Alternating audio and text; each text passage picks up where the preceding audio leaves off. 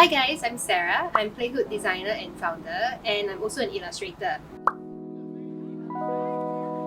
I've been illustrating from a very young age, and drawing has just been something I always do, either as a stress relief or just some inspiration. Even when you're doing fashion illustrations for design, I always draw a lot. Now, another key thing is that when I was in uni, very funnily enough, I remember in my final year, I had a teacher that was very clear to me, and she said, "Sarah, you're not a fashion designer, you're an illustrator." And I remember that always stuck with me because I was thinking, why must there be a segregation? Why can't there be, there's print design, there is illustrations on garments, so why couldn't I combine that? So how I transitioned from an illustrator to a fashion designer was in two ways. The first way was when I first started the brand, and I remember I was in Singapore at the time. I started hand painting on denim jackets because that was something that I had an interest in. I was interested in vintage denim and I was an illustrator, so I thought, okay, let me just put some of my artworks on my jackets for it. And then what happened was that I was very fortunate. I had a very good friend who knew J-Park, and we passed over a jacket to him as a friend, as a gift, as a friend gift. It was not planned, it was not sponsored, but he wore the jacket for the opening of his Bangkok concert. Then obviously we went viral, we had a lot of inquiries, and that's when I took the leap to actually start the business. I remember that what I used to draw before I started being a fashion designer was that I used to draw a lot of cartoons. I used to read Archie comics, I used to read manga, I was very much otaku kind of anime nerd, manga nerd, sorry. And I thought, since I love cartoons so much, why don't I actually create a cartoon for my own? Why don't I create a character that really represents PLAYHOOD? And Hoodie was born for this guy.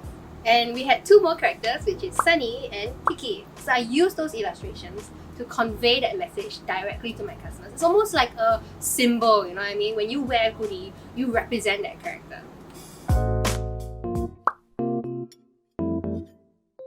So these are some of my cartoons that I draw. So let's just show you one of how I start drawing for a cartoon. So usually what I do is that I come up with a rough scheme, I come up with an idea, a storyboard, and then I start to sketch it out roughly. So this is just one of the rough ones. So this comic is about Kiki, our cute little cherry blossom here. So I actually came up with a story about how Kiki's bigger than you think. So yeah, so this kind of story and why I created this is just to give like a little bit of in-depth life stories to our customers, that our characters are more than just a character. It actually represents you, it represents your life and your struggles. And when people wear PLAYHOOD, they are part of that hood, part of this community that work together, help each other, and really just be yourself. So obviously, how do I balance both? Now, what I do these days is that with my business, obviously, because everything needs to be scalable. I can't be doing everything. I can't be the designer, I can't be the manager, I can't be the accountant, I can't be the illustrator. So what I've been doing as a business and as an illustrator is that I've been breaking down the steps of how it takes to create an illustration for my brand into different parts, and I delegate it to different people in my team.